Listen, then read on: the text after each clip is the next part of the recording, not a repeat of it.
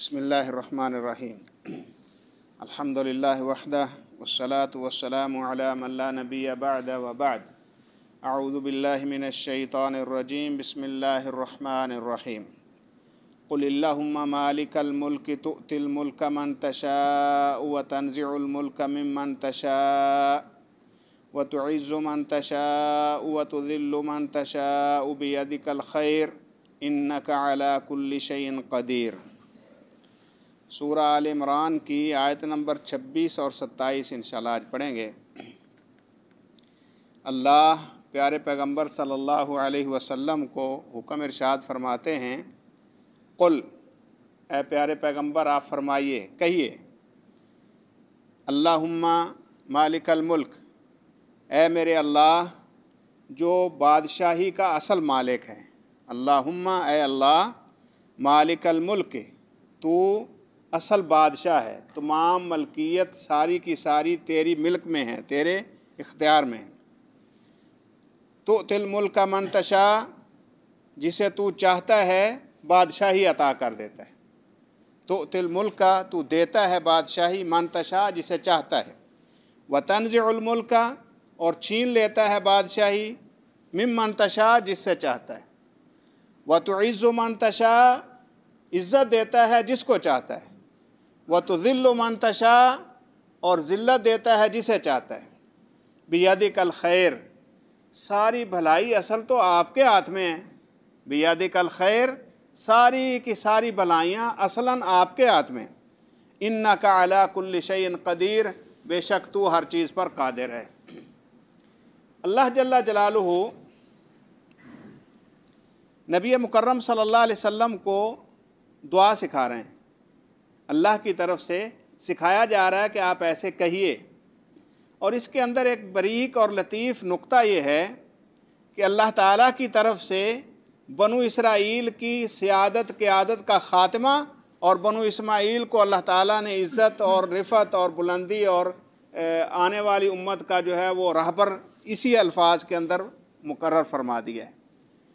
पिछली आयात में हम पढ़े हैं यहूद और नसारा, इनके अंदर बहुत सारी खुराफात आ गई और अकीदे की ख़राबी जो है वो असलन ये थी कि हम बड़े अच्छे हैं, नेक हैं और नंबिया की औलाद हैं, बख्शे बख्शाए हैं और हम कुछ भी कर लें तो कोई प्रॉब्लम नहीं है, हमारे अल्लाह के साथ रवाबत बड़े कवी हैं। तो अल्लाह ज़ुल जलाल वल इकराम ने उनकी इस दावे को कुल्ली तौर पर रद्द कर दिया है। देखो, इज़्ज़त ज़िल्लत अल्लाह के हाथ में है, सारी बादशाही का मालिक वो है। अल्लाह जल्ला जलालुहु जिसे चाहे नवाज दे, जिसे चाहे जो है वो। और ये यहूद का ये भी ख्याल था कि नबी अगर आएगा तो हमारी नस्ल से आएगा, कहीं और से नहीं आ सकता। और जो मुशरिकीन मक्का थे उन्होंने भी नबी मुकर्रम सल्लल्लाहु अलैहि वसल्लम के सामने ये बात रखी थी ना कि ये जो दो अजीम बस्तियां हैं इनमें फिर नबी क्यों नहीं आया, एक यतीम आदमी को नबी बना दिया, ये कैसे हो सकता है। तो अल्लाह ज़ुल जलाल वल इकराम ने उनको भी ये बात समझाई थी कि अल्लाहु आलम हैसु यजअलु रिसालता, ये तो अल्लाह को मालूम है ना कि कहाँ किसको वो अपना नबी बनाएगा, कौन होता है उसके मामले में दखल अंदाजी करने वाला। क्यों? वो मालिकुल मुल्क है, सारी की सारी ज़मीन आसमान और उसके अंदर हर चीज़ जो आती है उसकी असल मलकियत उसके हाथ में है। और वो अला कुल्लि शैइन क़दीर है, जो चाहे करे उसको कोई रोक सकता है। और फिर उसी के हाथ में है कि जिसको चाहे इज़्ज़त के जो है वो मुकाम पर बिठा दे और जिसे चाहे जो है वो बादशाही से उतार कर जो है वो जलील करके रख दे। ये सारे इख्तियारात का मालिक सिर्फ वो अकेला है। तूलिजुल लैल फिन नहार व तूलिजुन नहार फिल लैल, अल्लाह तू ही तो एक ऐसी ज़ात है जो तूलिजुल लैल फिन नहार, रात को दिन में दाखिल कर देता है, व तूलिजुन नहार फिल लैल, और दिन को रात में दाखिल कर देता है। ये भी इख्तियारात उसके पास हैं। यानी ये निज़ाम कायनात जो चल रहा है तो उसके पास सिर्फ इख्तियार है कि वो चाहे तो दिन बड़ा कर दे, चाहे तो रात बड़ी कर दे, चाहे जो है वो दिन का हिस्सा रात में दाखिल करके उसको जो है वो ज़्यादा लंबा बना दे, और चाहे तो उसी को कम करके जो है वो साल के अंदर हम रोज़ाना देखते नहीं। ये कौन है जो इस निज़ाम को चलाने वाला है? अल्लाह तू सिर्फ अकेला है। तुखरिजुल हय्य मिनल मय्यत, तुखरिजुल हय्य मिनल मय्यत व तुखरिजुल मय्यत मिनल हय्य, अल्लाह तू जिंदा को मुर्दा से और मुर्दा को ज़िंदा से सिर्फ तू निकालता है। इसकी कई एक तफसीरें मुफस्सिरीन ने बयान की हैं।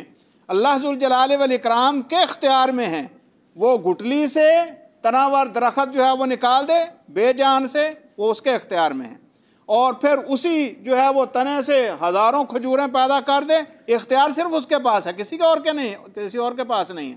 اسی طرح جانور جو ہے وہ جتنی کائنات کے اندر جو چلتی پھرتی چیزیں نظر آتی ہیں، نطفے سے اللہ پیدا کرتا ہے، اور پھر وہ ایک اچھا بھلا بھاگتا دوڑتا انسان بھی بن سکتا ہے اور حیوان بھی بن سکتا ہے اور مختلف چیزیں، تو یہ سارا اختیار کس کے پاس ہے؟ خالق اللہ، صرف خالق الخلق اور مالک الملک کے پاس۔ وَتَرْزُقُ مَن تَشَاءُ بِغَيْرِ حساب، جسے چاہتا ہے بے حساب رزق عطا فرما دیتا ہے۔ بے حساب کے دو معنی کیے مفسرین نے، ایک تو یہ کہ اللہ ذوالجلال والاکرام کسی کو نوازتا ہے تو اتنا نواز دیتا ہے اس کے پاس گننے کا بھی ٹائم نہیں ہوتا، اور جس کے پاس چاہتا ہے وہ اتنا کم کر دیتا ہے کہ وہ ترستا ہی رہتا ہے۔ یہ اختیار کس کے پاس ہے؟ خالص اللہ کے پاس۔ عطا دینے کا اور چھیننے کا اور روکنے کا اور عطا کرنے کا اختیار کلی اللہ کے پاس ہے۔ اب اگر آپ اندازہ کیجئے، یعنی اصلاً یہ ان عقائد کے اوپر جو ہے وہ رد ہو رہا ہے جو پہلی قوموں میں پائے جاتے تھے، اور وہ اللہ کے علاوہ دوسرے لوگوں یا دوسری چیزوں کے اندر یہ اختیارات سمجھتے تھے کہ پائے جاتے ہیں۔ اللہ نے نبی صلی اللہ علیہ وسلم کو کتنی باریک اور لطیف انداز میں سکھایا، تم رب سے یہ مانگو، اصل تو مانگنے کا ہے نا، قل اللہم، اے پیارے پیغمبر کہیے اللہ سے، دعا کیجئے، مانگیے، اللہم اے میرے اللہ تو یہ کام کرنے والا ہے، تو اب میں تیرا بندہ ہوں، ہمیں یہ یقین ہے کہ صرف تو اکیلا ہی ہے، گویا کہ اس کے علاوہ کوئی بھی اس طرح کا کوئی دعویٰ کرے، کوئی کہے کہ یہ جو کوئی جو ہے وہ زندہ کرتا ہے یا کوئی رزق دیتا ہے یا کسی کے پاس جو ہے وہ کوئی ایسا اختیار ہے جو اللہ تعالیٰ کی صفات جو ہیں ان میں سے کوئی ہے، تو وہ صراحتاً اللہ جل جلالہ کی ذات کے اوپر اٹیک کرتا ہے اور شرک میں مبتلا ہو جاتا ہے۔ تو اللہ جل جلالہ نے آقا علیہ الصلوۃ والسلام سے کہا کہ آپ ان سے یہ کہیے، اور وَتَرْزُقُ مَن تَشَاءُ بِغَيْرِ حساب، ایک تو یہ ہے کہ اللہ بے حساب رزق دیتا ہے، اور دوسرا یہ ہے کہ اللہ ذوالجلال والاکرام اس دنیا کے اندر بھی جس کو چاہتا ہے دے دیتا ہے، اور کل قیامت کے دن بھی اللہ ذوالجلال والاکرام جسے چاہتا ہے جو ہے وہ نواز دے گا، کیونکہ اصل جو اللہ جل جلالہ کی صفت ہے وہ چاہے تو دے، چاہے جو ہے وہ روک لے، تو سارے اختیارات اصلاً اللہ جل جلالہ کے ہاتھ میں ہیں۔ تو ان دو آیتوں کے اندر خاص طور پر بعض مفسرین نے لکھا ہے، اگرچہ وہ روایت اتنی قوی نہیں ہے، کہ اسم اعظم انہی آیتوں کے اندر اللہ تعالیٰ کا جو ہے وہ بیان ہوا ہے، کیونکہ یہاں پر اصل اللہ تعالیٰ کی ملک اور بادشاہی اور اللہ جل جلالہ کا جلال اور اللہ کی قدرت اور اللہ ذوالجلال والاکرام کے اختیارات ذکر ہوئے ہیں، لہٰذا ان کے اندر اللہ کے اسم اعظم کو تلاش کرنا چاہیے۔ جبکہ اس سے پہلے ہم ذکر کر رہے ہیں کہ وہ آیت الکرسی کے جو شروع کے الفاظ ہیں ان کے اندر اسم اعظم ہیں، اللہ لا الہ الا هو الحی القیوم۔ تو خاص طور پر الحی اور القیوم یہ اللہ تعالیٰ کے اسماء حسنہ بھی ہیں، اور اسماء جو ہیں وہ ان کو جیسا کہ بعض مفسرین نے ذکر کیا ہے کہ انہی کے اندر جو ہے وہ اللہ تعالیٰ کے وہ نام ہیں جن کو اسم اعظم کے نام سے پکارا جاتا ہے۔ بہرحال اختصار کے ساتھ ان آیات میں اللہ تعالیٰ نے بنو اسرائیل کی جو غلطیاں تھیں ان کو بھی اجاگر کر دیا عقیدے کے اعتبار سے بھی، اور خوشخبری بھی سنا دی پیارے پیغمبر صلی اللہ علیہ وسلم کو۔ اور یہ کس وقت آیات مبارکات نازل ہوئی ہیں؟